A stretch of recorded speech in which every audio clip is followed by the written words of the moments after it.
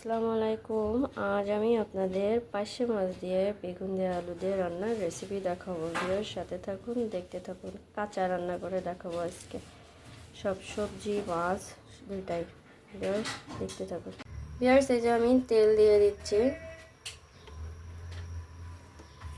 তার সাথে আমি এই যে মশলা, এখানে আমি মশলাটা দিচ্ছি ঝাল পেঁয়াজ আগের থেকে এই যে ছেঁচে নিয়েছি, লবণ হলুদ জিরে আর রসুন, এই দিয়ে আজকে আমি বেগুন দিয়ে আলু দিয়ে রান্না করব পার্শে মাছ।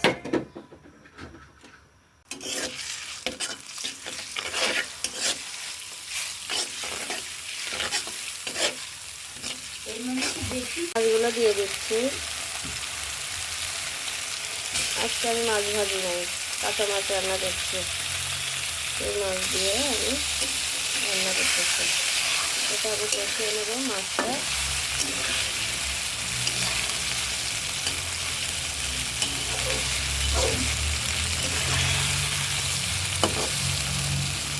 এখানে আমি হালকা একটু পানি দিয়ে নিচ্ছি, যেহেতু আমি আরেকটু কষাই।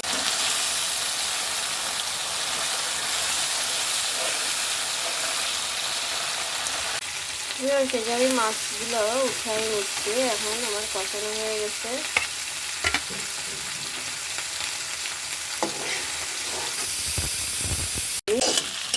আলুটা আমি কষিয়ে নিচ্ছি, তারপর আমি এটা পানি দেবো।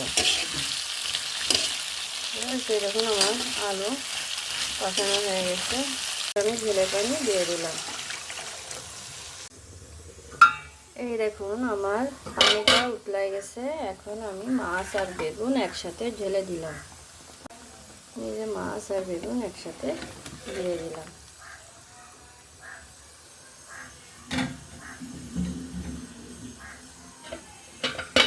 দিয়ে আমি আবার ঢেকে দিব।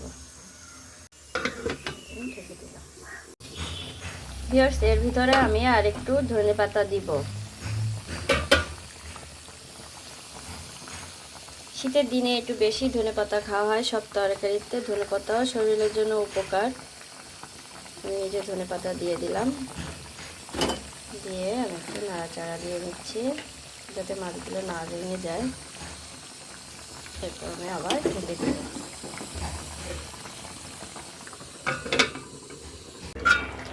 ভিউয়ার্স, এই দেখুন আমার এটা হয়ে আসছে। আমি আরেকটু ধনেপাতা দিয়ে নিচ্ছি নামানোর আগে। এই যে আমার হয়ে গেছে।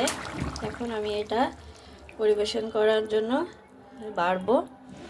ভিউয়ার্স, দেখতে থাকুন। ভিউয়ার্স, এই আমার তৈরি হয়ে গেছে পার্শে মাছ দিয়ে বেগুন দিয়ে আলু দিয়ে রান্না করা তরকারি। ভিউয়ার্স, এবার দেখুন এটা আমি এখন নামাচ্ছি।